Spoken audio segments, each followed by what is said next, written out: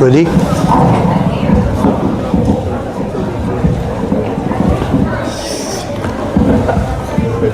الحمد لله والصلاة والسلام على رسول الله وعلى آله وصحابته ومن والاه. أما بعد. So then again, to resume and contextualize, we're talking about the principle that you are about to approach, that you're about to embark on, which is to seek knowledge. And in order for a person to seek knowledge, we say that he needs to be motivated and he needs also to be organized. We just finished talking about being motivated, then we talk about being organized. In order for a person to be organized, there are two things that they need to be organized. One, your intellectual approaches, they need to be organized, and your physical approaches in seeking knowledge, they also need to be organized. When we're talking about being organized intellectually, there are three things that you need to bear in mind. First, know that knowledge is a thing based upon evidence, because knowledge essentially is to realize things the way they are. So if someone asks you, what do we mean by knowledge? It's the realization of things the way they are in reality. So knowledge is a thing that is objective. It's independent regardless whether you're even on this planet. It will exist. Okay? You realizing it the way that it is, as it is in reality, then this is what we call knowledge. So the realization of a thing as it is what we call knowledge. For knowledge to be, there must be an evidence. That's why العلماء يقولون المسألة ما يبرهن عليه في العلم. That an issue, a matter in knowledge, it is that which is supported, ما يبرهن عليه, that which is evidenced in what? In what we consider knowledge. So then for it to be knowledge, it must be supported. Let me give you an example in order to understand what we're talking about. If I say to you, if you boil water, if you heat water up to 100 degrees Celsius, what's going to happen? It'll boil, right? If all factors are available, that there are no preventatives and all conditions are present, sufficient and necessary, then it will boil. Now, if I ask you why, I can guarantee more than 99.9% of you, they would say, we don't know. I don't know. So what do you have? You have information, you have data, but you don't have knowledge. For you to be knowledgeable, it means that you know the why question, the evidence. Why? So then, the major difference between a person who is knowledgeable and a person who is not knowledgeable is that the former is basing his knowing on evidence, while the latter is basing his knowing on no evidence. He's just imitator. He knows it. He's not a person to support it, to back it up. So then, knowledge is a process of backing up things. If you believe things, if you claim things, then you've got to back it up. You need to have an evidence. Otherwise, you are just like a layman. They call layman. You are imitator. You are simulator. You are just a person who is imitating, simulating. So then there is a difference between data, information, what you call it in your language, in English, and knowledge. Data, it will boils. It would boil. It will boil. It will boil. But why? This is what we call knowledge. That's why you go to study. You study science, and then when you study science, they will tell you why. They provide you the evidence why it boils. So then, the explanatory ability to things, why they exist, the way they exist, and so on and so forth, to prove the rulings or the rules, this is what we call knowledge. So therefore, if a person wants to seek knowledge, he must realize that knowledge is what? It's an issue that is proven or that is backed up. Okay? Sometimes he would say that reasonably argued. Not necessarily. It's one way of knowing things is to come through the conclusion through reason. But you might come through experimentation to realize things, through revelation or testimony. So there are multiple ways through which you can come to the conclusion. You can back up your claim, what you believe in. The thing is that you must know that knowledge is based upon evidence. What would ensue? This is the first thing. That you need to understand the meaning of the process of what we call evidentiarity. You must train your mind in order to be a good seeker of knowledge, to be organized intellectually. By training your mind to know, to appreciate, to value, evaluate what we call evidence, or what we call the evidentiarity of the evidence. First, for an evidence, for you providing us evidence, then there must be the first thing, because this is what we call, it is knowledge. The second thing that you need to provide is to tell us why is it evidence, what we call the denotation, the signification of it. Okay, you have an evidence. Do you know how is that evidence supporting what you're saying? So an evidence, it's not just a banner you raise. You tell us why. Why when you quote, for example, أَوْتِرُوا يَا أَهْلَ الْقُرْآنِ. The Prophet ﷺ says, "Oh, the people of Quran, pray witr." You argue, you're saying that this is an evidence that praying witr is mandatory. We would ask you by saying why. So you provided the evidence, you've got to tell us why. How does it denote your claim? How does it lead to your claim? How is that evidence telling us what we're claiming? Then you've got to provide it.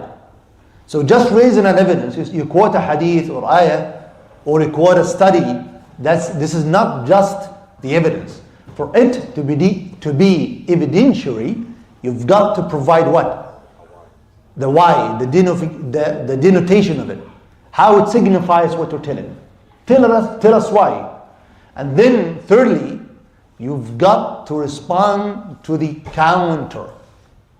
So the whole process of evidentiality of a thing, which is essentially what we call knowledge, is to provide the evidence. You tell us how it is going to be evidencing what you're talking about. And thirdly, you must tell us how to counter the argument. So it's not just that you provide us an evidence and you raise it like a banner. I have an evidence. This is not enough. You've got to tell us why and to respond to the counter. Okay? So this is the first thing of being intellectually organized. It's that realization that knowledge is what? Knowledge is what? What is knowledge? What is knowledge? You don't know what knowledge is? Do you need any help? This is a translation of knowledge. What do you mean by knowledge?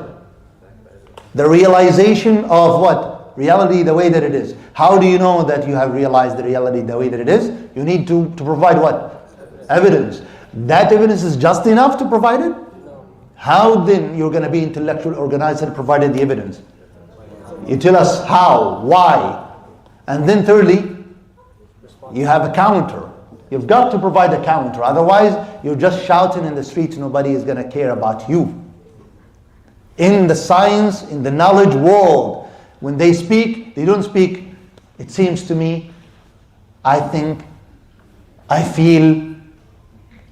You've got to back up what you're saying. If I say to you, is it allowed to exchange, for example, 2 pounds of wheat for 3 pounds of barley? In knowledge, we don't anticipate you to say, it seems to me, I feel. La, you've got to provide what? If you say yes, tell us why and how. Then it's going to be raised against you, a counter argument. You've got to respond to it. Then we say, you are what? Knowledgeable. You are knowledgeable. So then this is the first thing. The second thing that you need to pay attention to is to know that knowledge has what we call principles and axioms. Usul wa qawa'id. So then to be organized intellectually, in order to seek knowledge, it's not like what we just said. You just gather evidences and you know how to use them. Or you provide us how they signify what they signify. You might be completely wrong. You're not systematic. You're just guessing. Sometimes you would use the evidence the way that you're using it, and you would provide a counter argument. But another way, you're going to use the same evidence in another way. So there is no consistency because it's not based upon what? Principles and axioms. That's why we say that a person who is knowledgeable, mu'assalun wa muqa'ad. You have usul, you have what? Qawa'id. Otherwise, you're shouting everywhere. That's why I have a lot of people, they say we follow the evidence. Okay, that's very great. But then, we're going to find you lacking consistency. Sometimes the same issue, you would rule it in one way, the very issue, in the same circumstance, you will rule it another way. Why is that contradiction and the lack of consistency? Why? The reason is that that person is not, he's not rooted, not grounded. How to be rooted and grounded? You need to have principles and axioms. Qawa'id wa usul. What is the intention of al-usul? Al-usul is to evaluate, to weigh the evidences. It's related to the evidences. How to weigh them, how to use them, how to reconcile between them. This is related to what we call usul. And then we have thing that is called qawa'id. Qawa'id like axioms or maxims. What they are functioning for, to govern, to control, to organize the rulings. Because what is it? Why do we need the evidence? Do we take the evidence so that we can have it like a what? Like a painting on our street, on our houses, on the streets or whatever? No. Why do we need the evidence? In order to conclude what? The rulings. Right? The evidence is intended for the rulings. The principles are intended to organize, to control, to govern the evidences. This is related to the principles. The maxioms, they are related to governing, controlling these rulings, to evaluate them, to know whether or not they are going to be correct in relating them to that evidence. And we're going to be talking about these issues, inshallah, in the following courses and the classes. But the thing is that you've got to know how to study with what? Qawa'id. You've got to know how to study with usul. That's why every science in the Islamic studies, they have what? Usul. In order to study tafsir, there are usul. In order to study hadith, there is usul. In order to study fiqh, there is usul. In order to study aqeedah, there is usul. The same thing is applicable to these sciences in terms of qawa'id. There are qawa'id. They are governing the rulings, controlling the rulings, directing the rulings, safeguarding the rulings. Otherwise, we're going to be, like what you say, it's going to be messy. Because knowledge is overwhelming, like what you said. How to control it? How to control it? By knowing the principles and the maxioms or the axioms, so that you can know how to handle evidences. Because the evidences, they are intended for the rulings. So this is the second thing, that a person needs to be mu'assalun wa muqa'ad. You study usul and qawa'id. And that's what we're going to focus on heavily, especially for the first 2 or 3 classes. The third thing that you need to pay attention to be intellectually organized is to know that knowledge is a continuous process. So one of the things that will help you being intellectually organized is to know that knowledge is a continuous process. What do you mean by this? You need to get it what? Gradually. Knowledge is an exercise of graduality. You take it step by step. As a Shafi'i rahimahullah, and it's also reported from Az-Zuhri, he said, "Man rama al-ilma kulla dhahaba anhu kullu."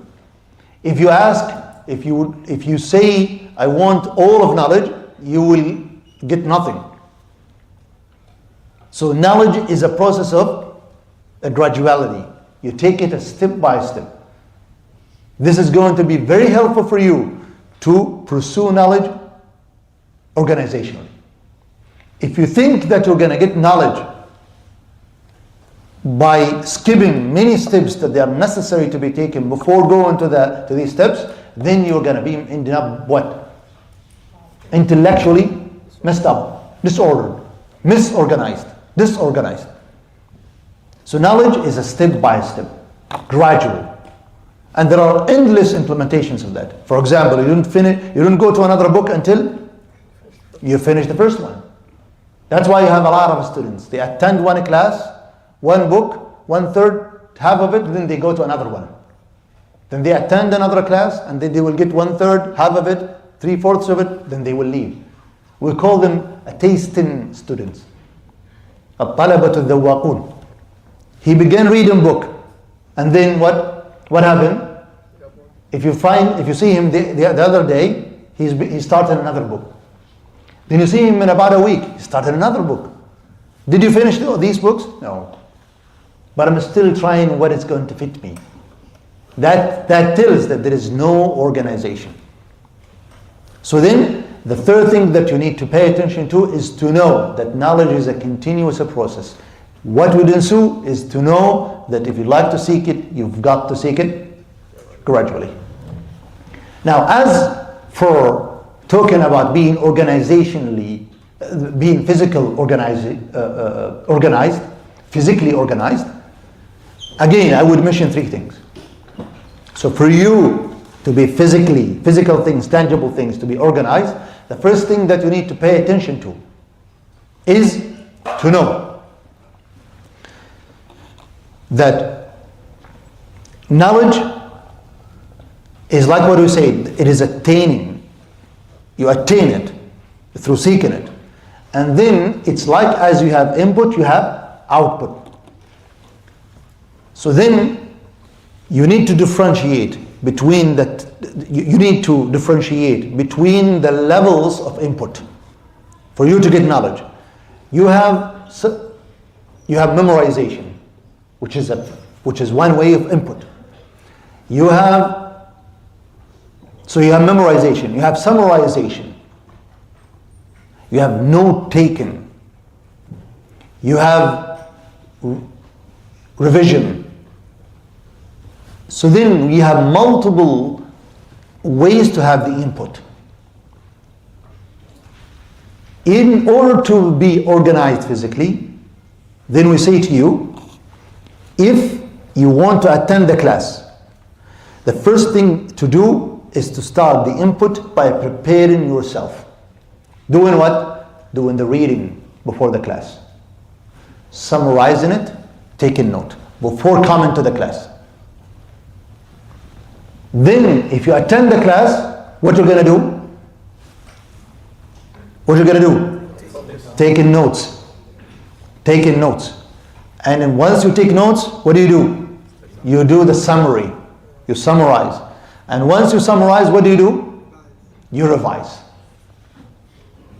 After all of this, if it is needed to be more memorized, what do? You go on and memorize. This is what you're going to do until it would become a habit of you. It's going to just become a habit. So then the first thing is that you realize that knowledge, as Allah Ta'ala says, وَاللَّهُ أَخْرَجَكُم مِّن بُطُونِ أُمَّهَاتِكُمْ لَا تَعْلَمُونَ شَيْئًا وَجَعَلَ لَكُمُ السَّمْعَ وَالْأَبْصَارَ وَالْأَفْئِدَةَ. Allah says, Allah who أخرجكم, the one who let you exit from the bellies of your mothers, you know nothing. Then he mentioned things that are going to be the input, the sources through which we can learn. جعل لكم السمع, he created for you hearing, والأبصار, seeing, والأفئدة. الأفئدة, they are related to the intellect, because الفؤاد عمل القلب, is the action of the heart. That's why he said وجعل لكم السمع والأبصار والأفئدة. So then Allah Ta'ala mentions these input, or the sources of input. Like if you have a computer, for it to work, you need what? You need what? You need input. Otherwise, it won't function. For it to function, you need the input. These are the input. These input are going to be through reading, summarizing, taking notes, and then revising. You attend the class, taking notes, summarize, and then revising. If it's needed to be memorized, you memorized. Okay? So then, the first thing that you need to be organization. If you'd like to seek knowledge, seek it this way. ولهذا Ibn Uyayna rahimahullah, he says, the first step of knowledge is to listen. Then he says, after listening, he said, comprehending. قال أول العلم الاستماع ثم الفهم. You understand. And then he says, then revision. Then he said, acting upon. Because this is the end result. So then he said revision. All this revision is included in taking notes, summarization, because this is a process of revision. You're revising. ولهذا they used to love what we call المذاكرة. Alqamah rahimahullah, he said, keep revising knowledge. Indeed, otherwise it's going to perish. Abu Sa'id al-Khudri radiallahu anhu, he said, even before Alqamah, he said, هيج العلم بالمذاكرة. Make knowledge like make it gush. Like it springs through what? Revision. Keep reviewing it. If you keep reviewing, the knowledge is going to keep reviving. You keep reviving it. So then this is the first thing. This is how you approach knowledge. And then you're gonna get knowledge. Bi'awnillah. Secondly, never wake up in the morning, you don't know what you're gonna read, what you're gonna attend as of classes and so on and so forth. So what does that mean? From today, from this night, you start to have what? Schedule. You need to have a schedule. Not necessarily to be written, although it is better, but you know what you're doing. So if I say to you, this Friday, what do you have at 2:30? Essentially, you know what you're going to have. Not necessarily you're going to do it at 2:30, you might do it at 12:45, 2:45, but you know what you're going to do. At least you know every day what you're going to achieve. What you need to finish, what you need to get done. You know. So then you need to have a schedule. Written better, even if it's not written, there's no problem. But you need to know what to do. So every Friday from this time up till this time I have a class. Every Saturday from this time to this time I have reviewing. Every Sunday from this time to this time I have summary. Monday from this time to this time I have a class, and so on and so forth. So then you need to have a schedule. Don't make it the way that it is. Well, I heard that they have a good class. You know what? I'll go to attend. And then the following week, I heard that there is a better class. What about it? Let's go. Oh, there is a YouTube channel. Let me check.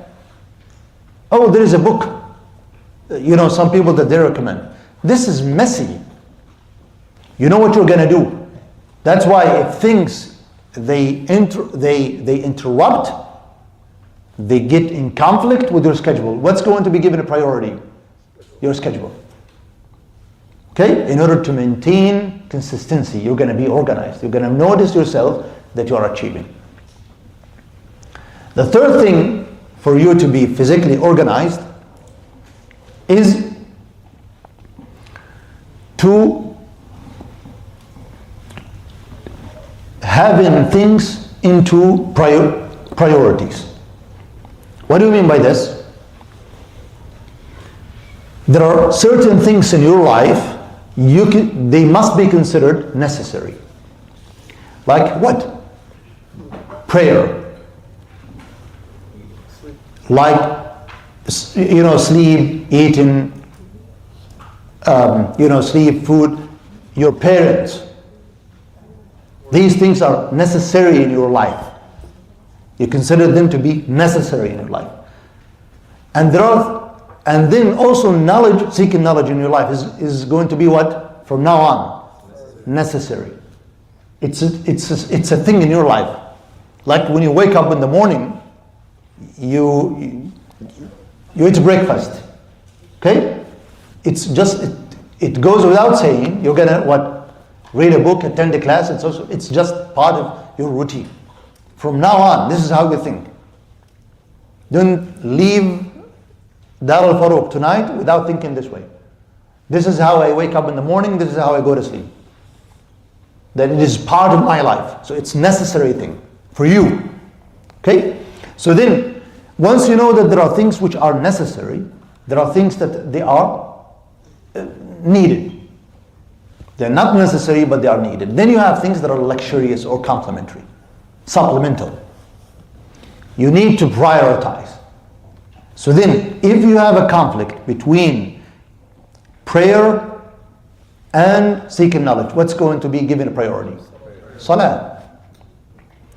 If you're gonna revise or review a knowledge issue, but your parents, they want you immediately, what you're gonna be given as a priority? Your parents. But if your friends calling you, to have a picnic, and you have a book scheduled to be reviewed and summarized, what you're gonna do? The book. Because knowledge now in your life is what? Priority. It's necessary. You don't say, well, I will, when I come back. Let's go have fun, and then when I come back. It's very likely when you come back, what you're gonna do? You're gonna go to sleep. Okay? So you missed it, you had fun, and you return, you just missed it.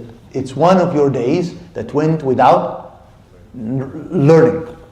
So therefore, in order to be organized physically, you need to have priorities in your life. And you need to know how to prioritize. And this is what they call time management. Because look, for a person who is seeker of knowledge, then he is by default, by definition, he's what? He's serious in his life. He's a person who is serious in his life. So just getting out of the masjid and speaking about things that they are not necessarily to be beneficial for about 10, 15, 20 minutes in front of the door of the masjid. Is that a habit of a seeker of knowledge? No. A seeker of knowledge, he's paying attention to his time. Because time is knowledge. Not time is money, time is knowledge. Time is knowledge. So then you've got to know how to prioritize. This is time management. And this is another lecture. But you need to notice this thing, that you need to know that you have necessary things, you have things that are needed, and there are things which are complementary. You can delay, you can defer, you can what do you call it? Procrastinate. What do you call it? Procrastinate. You can delay. Okay, so you can delay. Tasweef. Because they are luxurious, supplemental. But things that are necessary, you can begin with. The same thing is going to be applicable in the process of prioritization. You don't go to a book that is essential in that science, and then you give another book that is not necessarily as essential, and you give that book the priority. So then you need to know how to prioritize. You give things preferability over others. So then these are the three things that are going to be helpful, inshaAllah, وَبِعَوْنِهِ وَتَوْفِيقِهِ وَتَيْسِيرِهِ, for a person to be fruitful, to be productive in seeking knowledge. أسأله سبحانه وتعالى يجعلنا وإياكم هداة مهتدين صالحين مصلحين ويجعل ما علمناه حجة لنا لا علينا إنه جواد كريم والله أعلم وصلى الله على محمد وعلى آله. Now we take questions. We saw hands. Now it is the time. Yes? So one question here and one question from the other side. Can you repeat the first thing you need to have to be organized intellectually? Yeah, three things. In summary, who can summarize them? Let's see who is that person knowing how to take notes. Do they teach you in school how to take notes? Do they teach you? Yeah, it's a must. It's an important skill. Yeah, back there. Yeah, and you need to know what the process of evidentiality. which is knowing the evidence, what it signifies, and how to respond to the counter. The second thing, You must know that knowledge is based on principles and actions. exactly, which is to be essentially rooted and grounded. It means that you have usul and qawa'id. And thirdly, That you must know that knowledge is a continuous process. exactly, which is that knowledge is a gradual, a process of gradual. So you seek it step by step. That's why you're going to be organized. A question here. This side, the side of the sisters. Yes, go ahead. The sister who raised her hand. Yes. Can you define usul and Can I what? Can you define usul and qawaid? Yeah, usul, al-asl, when we talk about asl, terminologically, because linguistically, al-asl, ma yubtana alayhi, that which other things are built upon, based upon. That's what we call asl. Terminologically, when we talk about asl, al-asl, we're talking about al-adilla, al-ijmaliyya, that which a person using them is told how to use them. In a brief wording, al-usul is not the specific evidences for particular issues. It's the general evidences. So, sometimes when we're talking about what they call philosophy, grand theory, have you heard of that? The grand theory? The theory that explains or tries to explain as much as possible. This is what we call usul. هي الأدلة الإجمالية. يعني it's not talking about that specific evidence. يعني قال الله قال رسول الله صلى الله عليه وسلم. So it does not talk about these specificities. It talks about the general evidences. يعني how that evidence is going to denote a particular issue. يعني for example, is a command leading us to believe that this is mandatory or preferable? This is what we call what? A general evidence. It's not a specific evidence. If we say that if there is an addition to the text, then it's an abrogation. This is what we call what? General evidence.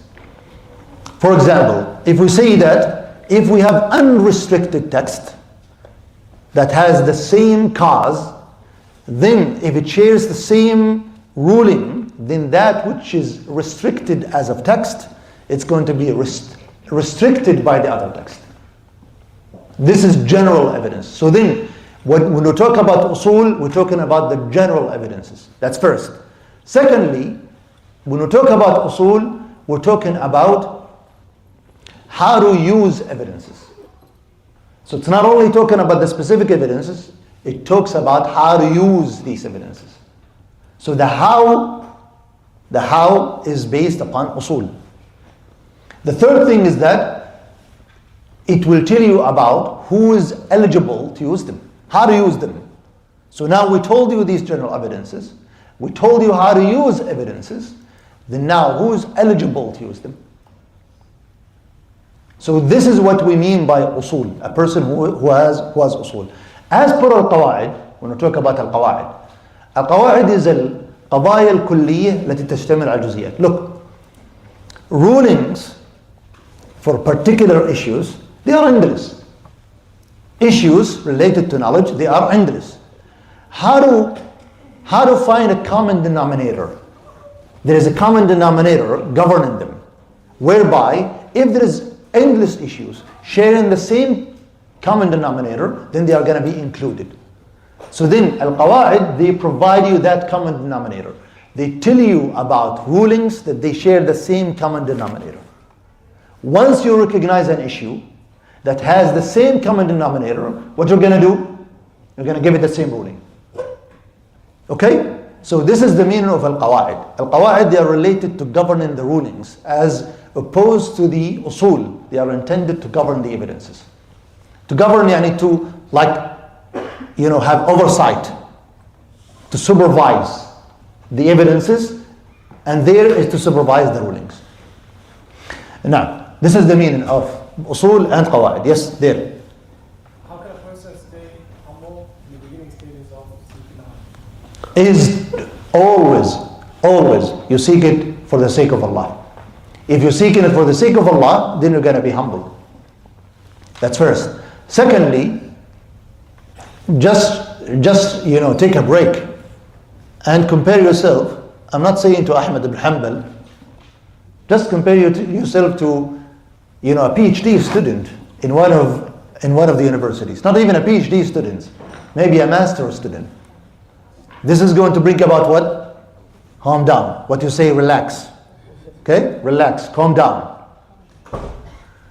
Also, one of the things that are going to be helpful for a person to be humbled, أيتواضع, is to acknowledge that whatever you're given as of knowledge is what?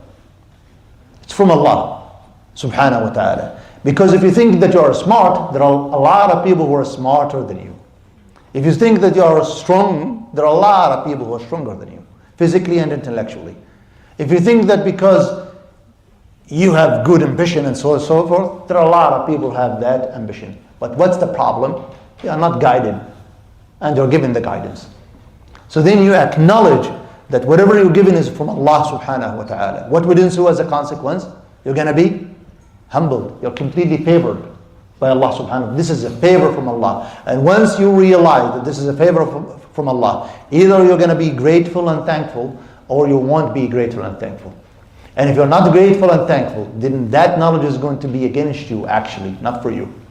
As he said, وَالْقُرْآنُ حُجَّةٌ لَكَ أَوْ عَلَيْكَ. Al-Quran is an argument for you or against you.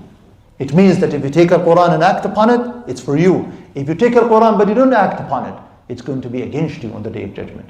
So then these things and others that are going to be helpful in relaxing that person. To be down to earth. Yes, this side. Yes. Are you going to be teaching it lecture-based, or how is it going to go forward? Yes, we're going to do it in the classical way or the traditional way, whereby we have mutun and we're going to go over them. That's why we need you to be rooted. Because if we do it like in the academic way, it's bad. It's bad, it's not good. By and large, it's not effective. That's why it graduates researchers, but they don't graduate real students of knowledge or scholars. That's why we're going to approach it in the classical way. So we're going to go over these books. Every word is going to be discussed, explained, commented on, elaborated on, and then we move up to the extent of the level. Up to the extent of the level and that which the time is going to be allowing. بِعَوْنِ اللَّهِ تَعَالَى وَتَيْسِيرِهِ. Yes? I was at one of your classes, like, last week, and you said something about riba, like, you can't trade like 200 grams a week or like 100 grams a week. I was just, like, wondering why. Like, you know why? There's no better proof than reality. In order to avoid inflation on a communal level, then you need to make that commodities, once they are used as an exchange, then you deal with them as medium of exchange. Once you turn that commodity as a medium of exchange, then it must be equal and to be on the spot if they are on the same time. And if they have the same effective cause, then they need to be different. There's no problem of being not equal as long as they are exchanged on the spot. So then part of the reason is that to maintain that there is no inflation. Have you heard of what we call التضخم الركودي, ungrowth recession? It means that you don't have jobs, essentially. You don't have jobs, but at the same time, prices are high. Because if you have people employed, what's going to happen? Everybody has cash, everybody has money. If everybody has money, what's going to happen? The demand is going to increase. Everybody is going to go to the stores to buy. Then the prices will go up because everybody is demanding. Then the prices are going to go up. Right? Sometimes, because of this practice, you're going to have a high percentage of unemployed people, and at the same time you find the prices high. Part of the reason is that this practice is taking place. Okay? أين؟ انتهينا؟ طيب إذا نقف على هذا ونلتقيكم إن شاء الله في المجلس القادم بعون الله تعالى وتيسيره. We're going to meet you إن شاء الله in the following session بعون الله وتيسيره. Now it is time to pray. نعم. طيب. زين. سددك الله وبارك فيك. Give me 1 second, please. Assalamu alaikum, everybody. Thank you for coming. Inshallah, we'll continue our class tomorrow. I will be explaining more details about the Islamic studies portion of the Hamad tomorrow. The books are going to be uploaded, inshallah, on Canvas. We'll have the registration for Canvas tomorrow. So tomorrow we have a lot to do, inshallah. Let's be here, and we're going to start right away, inshallah, at 2 o'clock. Since Salat al-Asr is coming at 2:40ish. So inshallah, see you tomorrow. All the details about Islam study classes will be answered tomorrow, inshallah. So, jazakallah khair. بارك الله فيك. السلام عليكم ورحمة الله. بسم الله.